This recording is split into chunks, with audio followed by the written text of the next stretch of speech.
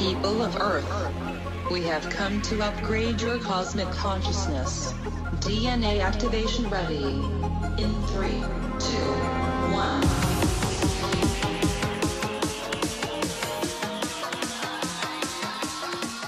Hi, welcome to Q&A on Breakthrough Leadership. I'm Lou Quinto. And I'm Craig Anderson. Hey, Lou. What? I don't know. How are you? Oh, you said, hey, Lou. I thought I had something on my face or something. And hey, Lou, you clean that off of your face. I don't know. How you doing? I'm well, thank you. End Good. of year rushing at us. Yes, this is our last podcast of the year. So we've got to make this a good one to get people all jazzed up for 2022. And so I've thought in our discussions about recent events and future events that you and I spend a little bit of time talking about some of the things that we might want to look for in 2022. And I know that you don't like the word prognostication because it makes us feel and sound like we're really big experts in the business field. But Right. I think there's some areas based on articles you sent me, I've sent you, Forbes, Wall Street Journal, et cetera, that we'll take a look at some of the areas that we want to continue to focus on in 2022. Because for most businesses that thought 2022 was going to be our back to normal year, I think we're finding out it's not our back to normal year, and there are still a lot of changes in the air. What are you hearing and seeing with your clients there? Oh, I still got a lot of clients who are just trying to get through all the whipsaw changes that we keep dealing with because we're getting better, we're getting worse. Changes with I've got clients who are in accounting firms, so they're trying to figure out all the accounting changes coming through. There's constant changes for COVID. Am I going to bring my people back? Oh, wait, Omicron. Oh, wait, maybe Omicron's not that bad. Oh, I don't know. And it's just, there's so much conflicting data and changes, right, that I think just managing that change, and so many people are just fatigued, especially if they have a lot of face-to-face customer interaction in their business. Yeah. Just the constant trying to compensate is just, people are worn down by it. They are just, and I don't know where to turn, and I don't know what to plan for because I'm not sure what's going to be good or bad. Right. And so, at the same time, right, business is booming for a lot of people, but even those people, for even those businesses where it's going really well, they're still dealing with all these changes and so much new information coming out all the time, and then you'd kind of tack on, what's inflation? Where is it going to go? What does that mean for my business? I can't hire. I've got to be really nice to people, even if, but what if they don't perform well? What do I do with that? But I really need people. It's really hard to be a business owner. Great to be a business coach or executive coach right now. Right. Tough to be a business owner. Yeah. I mean, when you take into consideration things, we spent 4 episodes talking about the Great Resignation, and that hasn't died down any. In fact, if anything, it's maintained or increased since we did it over a month ago. And then you've got the supply chain issues, particularly, getting product into the U.S. And I like what you said. It's a lot of fatigue. We're tired, but despite the fact that we're tired, we continue to do what we need to do.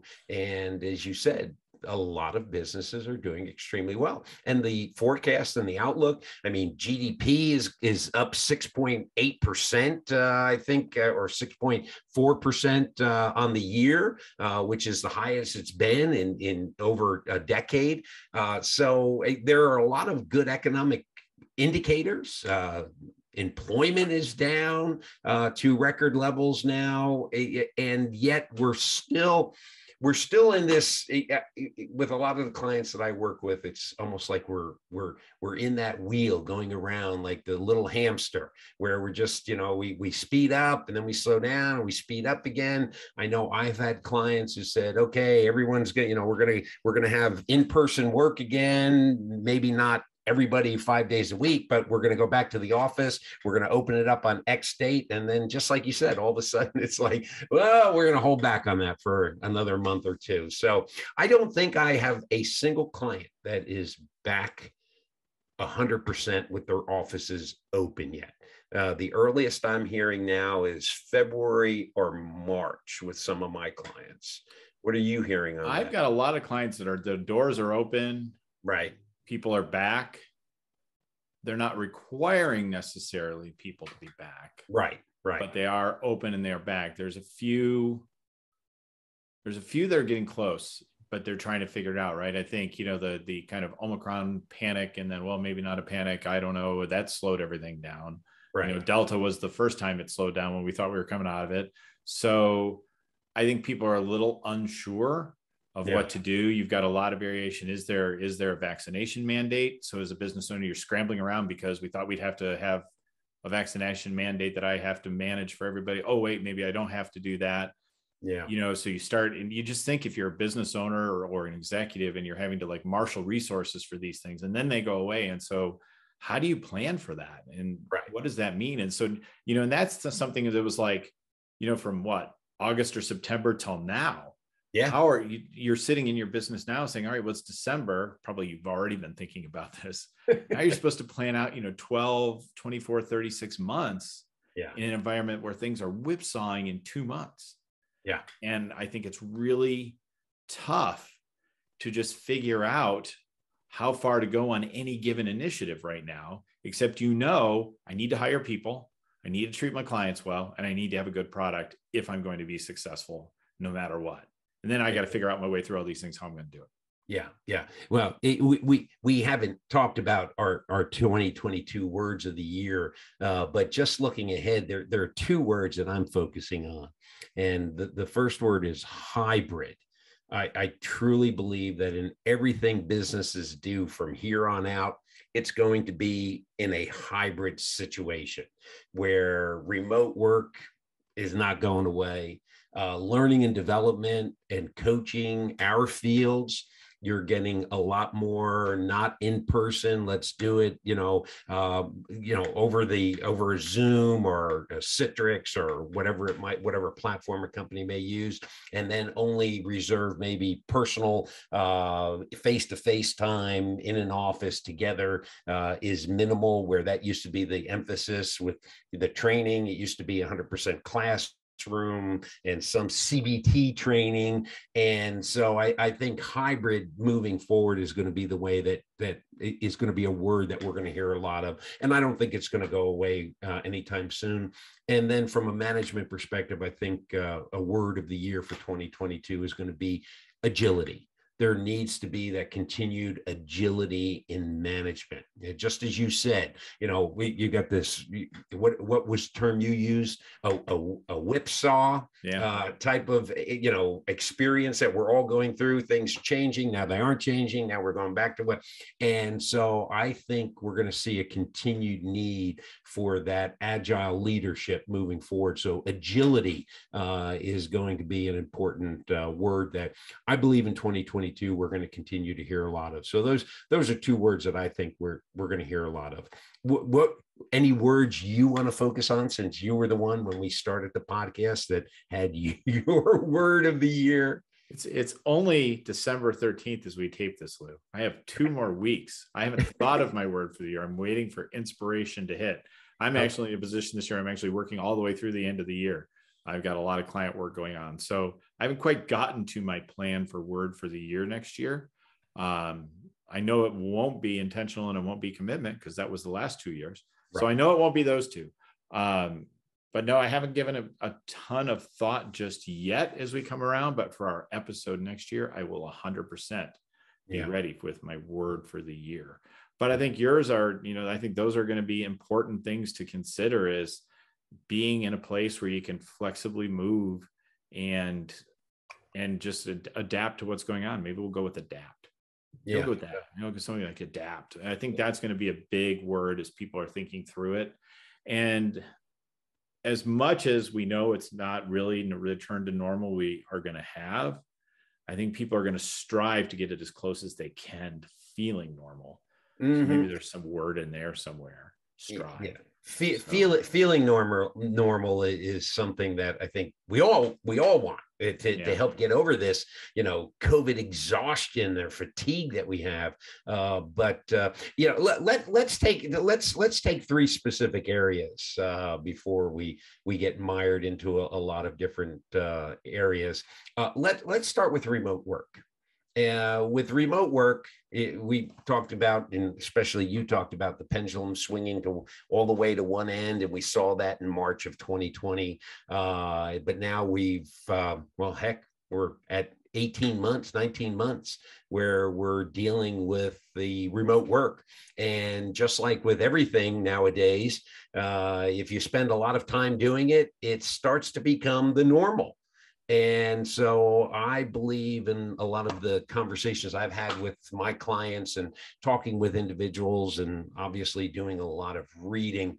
There are three areas that I think with remote work that businesses really need to focus on. And one is, how can you continue to boost that productivity? Two, how can you continue to maintain your employees and retain them? And then the last one is to continue that work-life balance that so many of us in almost 2 years have gotten very, very used to. That pulling that rug out is going to be very difficult for people. So let's take that first one, Craig, and let's look at the remote work and continuing to maintain or boost productivity. Any tricks or things that you've seen your clients doing that have helped their people maintain or boost their productivity? It's interesting to watch. I think the biggest thing is people need to feel like they have that flexibility. And I think that does drive productivity, that it doesn't, if they're back in the office, if you brought people back to the office, and then, school closes the next day. Right. If that's hanging over their heads, I think the people tend to freak out a bit about it. So, if you have that flexibility, it's going to increase productivity because there's less worry about it. If you're an employer who's willing to flex with your team to say, hey, as long as the work gets done, and we've talked about a lot over the last year and a half or whatever it's been, 25 years of COVID, as long as we focus on getting the job done, right? I think that will be an important part of that for the remote work environment, right? I don't think we can forget how many employers have people who have to be there, right? There's still a lot of middle-class factory jobs and different things like that people have been working there, God, I've already lost the word. What's the word for it? Required workers, not required workers. No, essential. Who've been doing this all along, who have to be where they are every day and are still dealing with the school closing on Wednesday or their kids' class being shut down because of the COVID thing. Yeah, so you can't work on a manufacturing line and be remote. Yeah, I mean, you just can't, right? So I don't think we can undermine that there is a huge impact of productivity on those folks in those roles and those jobs, right? Right. I think for those of us who are fortunate enough to have that situation in companies where a lot of our workers have that situation, I think that flexibility is going to be very important for productivity. Yeah. Particularly, we're starting to see it already with trends with the younger millennials and also the Gen Zers that are entering the workforce now. I think the youngest or the oldest Gen Zer is 24 years old. So they're entering the workforce and they're expecting those things. So yeah, I believe that when it comes to boosting that productivity, I think the attitude, and you can tell me if you think it's changed as well. Remember the attitude when we first went to remote is that, that boss who said, how am I know when they're home that they're going to be doing work for us? And I think that's gone, because I think we've had almost 2 years where we've been able to, the workers have been able to demonstrate, I can do this job remotely. And because there hasn't been a decrease in productivity, they've maintained or they've increased their productivity. I believe that attitude or that belief of a lot of older managers that it can't be, that remote won't work, is gone, which I think opens the door for that flexibility, that work-life balance and things moving forward. Yeah, I still do hear on the one area I still hear people struggle isn't so much productivity, but collaboration, especially those really collaborative types of jobs, creative jobs. Right. That seems to be the one area where I hear people struggle the most with remote work and people in different areas. But I do think, yeah, this younger generation coming up into the workforce is going to expect it, right? They just went through 2 years of college that was remote. But it's going to be an interesting transition. I mean, this is terrible, but I had an opportunity to speak to a couple of college classes, over the last year. And I did one in person, and I did a couple different times, much later, and a couple times when I was working with them remotely, on Zoom. And there's kids laying on the couch, on the side on the couch watching, and I'm trying to present on this business, and, and, is that what we're really going to be looking forward to? I will say, when I was in person, everybody's very focused. Everybody's with you. So I'm going to be interested to see how much they really are going to feel like they're productive like that, and how much they're really going to find they're actually getting done with that. I think people are going to want the flexibility. I'm still of the belief that people want to be around people. And right. I think we've swung pretty far, and I do think it's going to swing back. I don't think we're going to necessarily go back to, filling 50-foot story towers in downtown. Right. But I don't think it's going to go away either. Maybe it's a smaller footprint, but I really do think people, even the younger people, are going to want to be around the office. And I get a lot of blowback on this from a lot of people, so maybe I'm wrong, but I think you really miss out on all those informal moments, the hallway conversations. And we talked about that stupid video board where people like popped in during lunch. Yeah. Right. And the so black hole. I do wonder with like those Gen Zers, what that's going to mean for them for their career, for the long haul, where they don't have that casual interruption. I mean, just before COVID, right, we were trying to build these offices with these common spaces like break rooms and things to have those accidental interactions, because those built commitment, those built engagement. That's where people really started to know each other and got problem solved. And do we really think that's just going to go away, or we're somehow going to replicate that over technology? I just don't think we are. So I'm still of the one that I think it's going to go back more than people really think. Well, the other thing too is, if you go into a situation and you don't know that ever existed, and you've adapted to creating a social networking or collaboration situation, not in the office, I truly believe that it won't be missed by people who didn't know that existed. So those are your future leaders who don't know, like you and I, what it was like to stand around in the break room and talk to people and come up with ideas off the cuff, and not knowing that you were really being productive, but you kind of were, because you were sharing problems and decisions that you had to make or your group was making. This group will have never had that. So my question would be, are they going to miss it because they never knew it existed? So, well, I think there's a difference between missing it because you didn't know it existed, and gaining the benefits of it, even though you didn't know it existed. Right. Yes. And maybe over time it's rediscovery of, oh, wow, if we're actually in person, we're collaborating a lot better. But for those people who now they were never part of it, they don't miss it. So they don't see that there's a need for it. So it's different, but it goes back to that, employee retention is another area that I'm hearing a lot about. The Great Resignation isn't going away. People are still looking for greener pastures. It's an employee's market, and companies are seeing that, and it's, I guess Dane, my dog, had a little bit. Thank you, Dane, for giving me your 2 cents on that. Yeah, it goes back to the employee retention, where a lot of companies are looking at, how do I retain my employees, and what can we do to retain them? And with the remote work being something that, again, the attention span of a human being is like a gnat nowadays.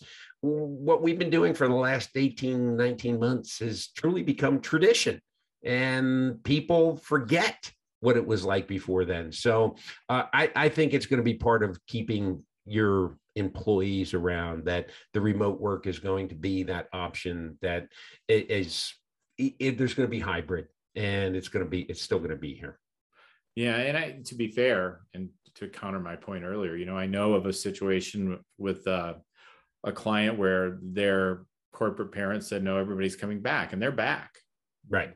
And they're losing people to a competitor. Yep. Who is not requiring them to come into the office. Yeah. So I do think that will happen. And I do think that's because, we are in that environment, right, where it is an employee market right now. People are dangling a lot of carrots to get people in. The challenge, if we're shifting to employee retention, is how do you as a leader replicate or get those high levels of engagement, build those connections, so your relationship with your employee is something more than just a paycheck. Because ultimately, if it's just a paycheck, right, somebody across the street will give me $5,000 more and I'm going to go. So, what are the glue things? That's a terrible way to say it. What is the glue? I was going to say, what the hell is that? What are the glue things, Lou? What is the glue we're going to use to keep our company together? And in a remote environment, I think we're going to have to really get clear on things like mission. If we want people to stay with us, they have to understand the mission. And that mission matters, right? I don't care if you're a long haul trucking company or, a not-for-profit solving hunger or something, right? Every business has a mission and that story. And I think that's going to become incumbent upon people to get really clear on what that mission is as to why you want to work there and what problem you're solving, which I think is also part of this generational question we were talking about is, all signs indicate they want to be aligned with something and understand that mission. Yeah. So if you're not going to have people in the office and you don't want it to be just about salary, what are the things you're going to do to build that retention? Yeah. And let's face it, remote work can be done at little to no expense whatsoever. You're providing, if someone comes to work, you're providing them a computer on their desk.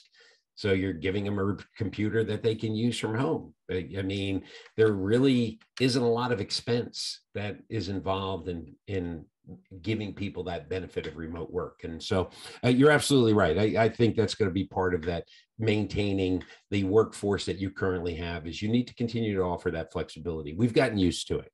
The other area, the third area that obviously I've spent a lot of time doing research on is the learning and development area.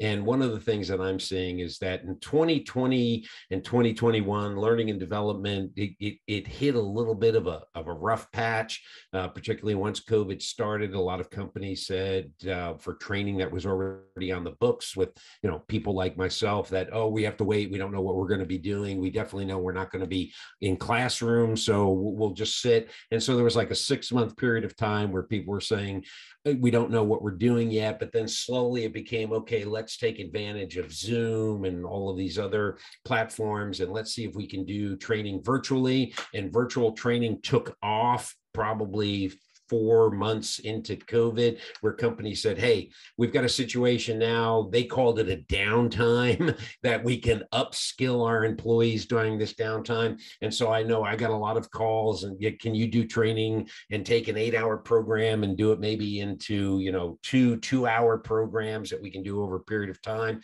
So initially it was, let me just share my screen and put the PowerPoint up there. And, they heard the little man behind the curtain talking. But I think in many instances, it's improving. I know for me, when I do a webinar now, what I'll do is I'll have a monitor behind me here where the PowerPoint will be, and it's almost like I'm delivering the news, so that people are constantly seeing me. They're seeing my enthusiasm, my facial expressions. I've seen engagement go up. And from what I'm reading, a lot of learning and development officers are taking a look at that learning experience.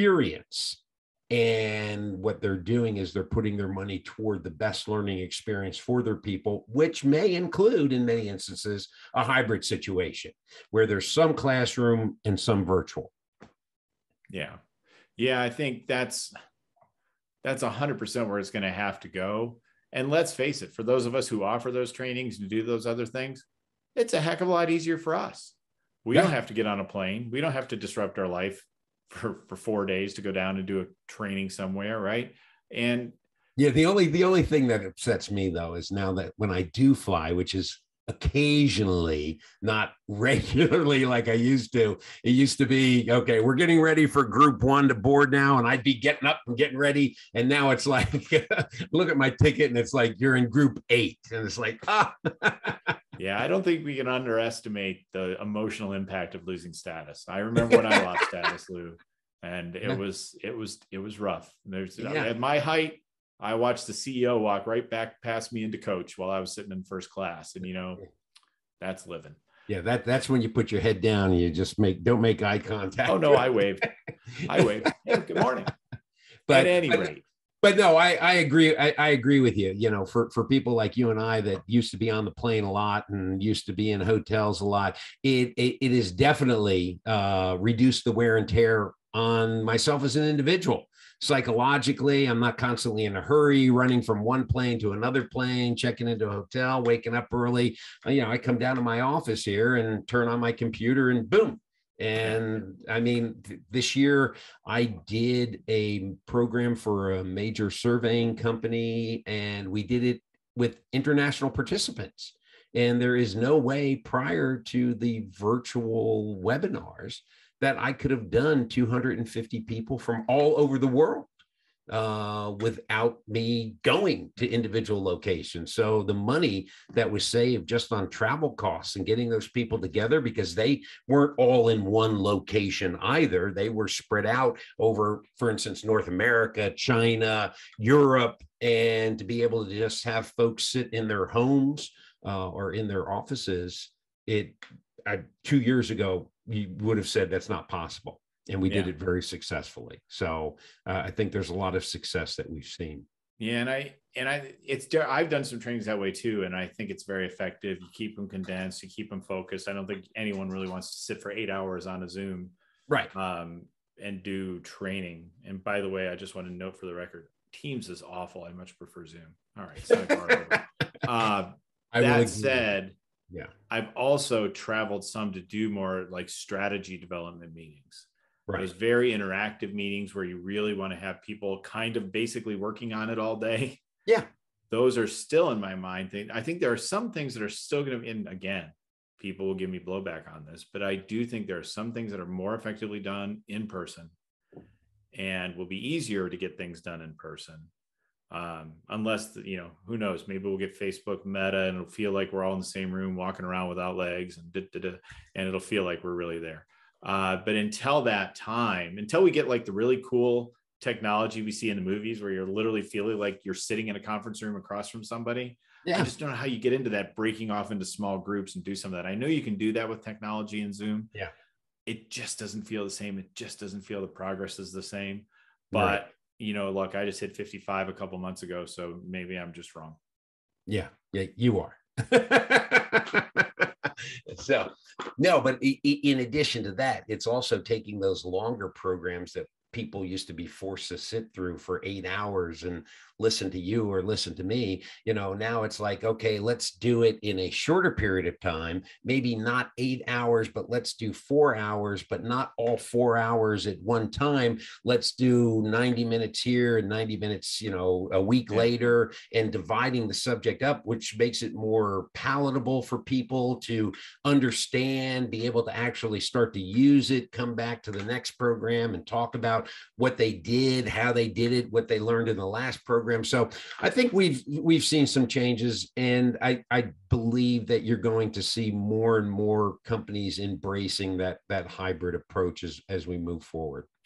Yeah, but I will say, and I know you'll disagree with me on this, and again, many will disagree with me on this, but honestly, boy, you're just getting a lot of you're expecting a lot of blowback. You think a lot of people are disagreeing with you on stuff. I mean, let us know in the comments below. Let us know if Craig is way off his rocker. I find this though with clients is it's either all on Zoom or all in person. Trying to do it with 3 people and 5 people in a room and a handful of people on Zoom. If you don't have the technology to really make that work, I think it's really difficult. So it's just easier if you have everybody on Zoom or everybody in person. Yeah. And we were reading that article. We were talking earlier before we started taping about Molson has brought their people back to work. And they started to find, so when they had meetings in the office or on a conference room table, it was fine. But if they were meeting with an external vendor and the vendor was on the TV and maybe Bob was zooming in from somewhere else, if they found, it's just easier to go back to your desk and do the Zoom call than to try and have people in the room and people on the phone and everything else. And so we may see some of that going forward. I mean, that reading about the Molson Canada thing has been very interesting on how they have gone about this process of bringing people back to work and getting the meetings done. We talked about the funny thing is they suddenly realized they had to put buffer time between meetings because people were walking around from meeting to meeting, which they forgot they had to do. So anyway. Yeah. Geez. What did they do before that? I know. I mean, I guess we just either ran or just said, look, I gotta go. Right. Exactly. Or you make sure that you build into your meeting that you're not going to start your meeting on the hour. You're going to start it at 5 minutes after the hour so that people can get there on time.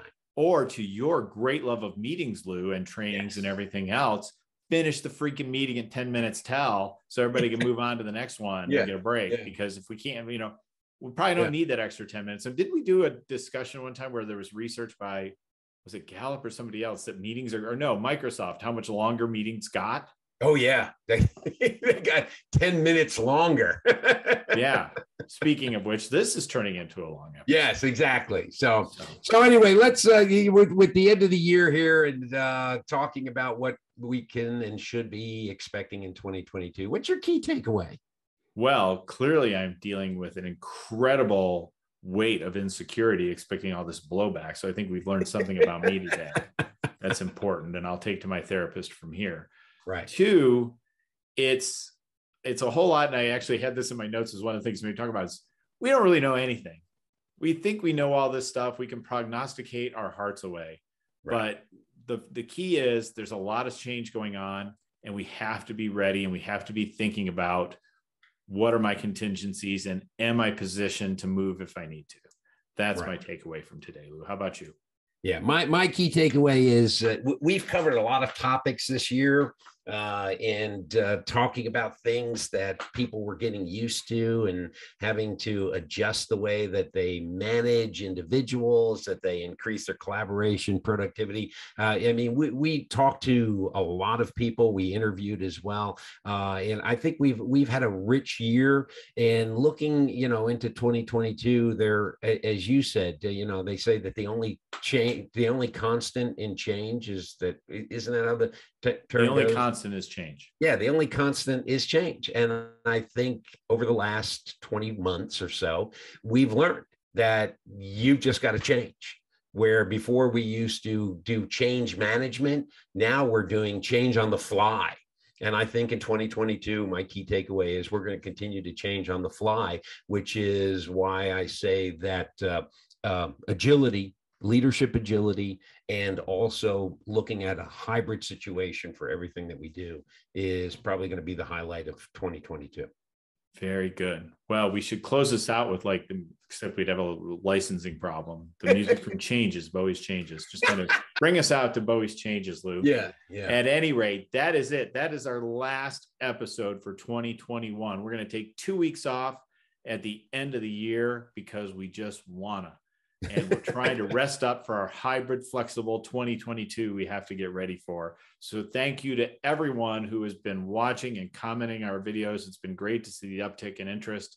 I want to make sure to thank, without naming them all the great interviews that we had this year. We were so fortunate to interview some really great people that, from what you all have told us, was incredibly valuable insights for you. So hopefully you're not too dreadfully disappointed. You just had to listen to us today. Nevertheless, you can catch all our episodes on our Facebook page, on our LinkedIn page, and our YouTube channel, as well as on our website, qaleadership.com. And you don't have to look at us to benefit from this knowledge. You can find us on all your favorite podcasting platforms. On the off chance you do have an office to drive to right now, you can listen to us on a podcast as well. So until next time, I'm Craig Anderson. And have a great holiday. And we'll see you in 2022. I'm Lou Quinto.